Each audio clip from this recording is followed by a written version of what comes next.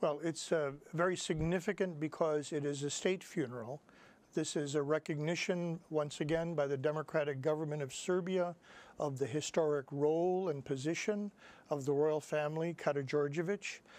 It will be the first time that King Peter and his wife, Queen Alexandra, and his mother, Queen Maria, will return to where King Alexander is buried and other ancestors of the Karađorđević family. So I think this is a wonderful recognition of the continuity of the Serbian government, of Serbian leadership, of the closeness that the dynasty has with the people as recognized by the government of Serbia. Who is expected to attend the funeral of King Peter II, Queen Alexandra, and Queen Maria? It is expected that representatives of the allied nations would be there. King Peter II was the king of Yugoslavia during World War II, an allied nation, and consequently we would expect that the representatives of the Allies, the British, the French, the United States would be there.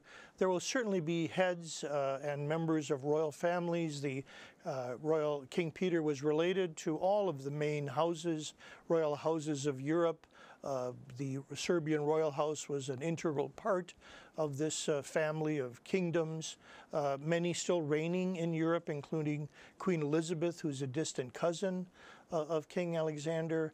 There will also be, of course, representatives, it's a state funeral, of the Republic of Serbia, the President, Prime Minister, the Patriarch of the Serbian Orthodox Church, and the clergy would be there, as well as other members of other royal families, the public, and friends of Crown Prince Alexander.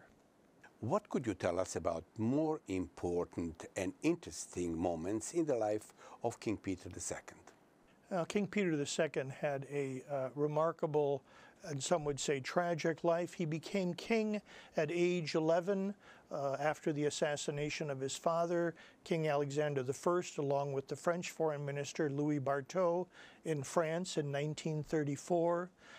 He was king at that time. He assumed rule in 1941 at the age of 17 with the invasion of the Kingdom of Yugoslavia by Axis forces. He was forced to, of course, flee the country along with the heads of many other states that were under German occupation.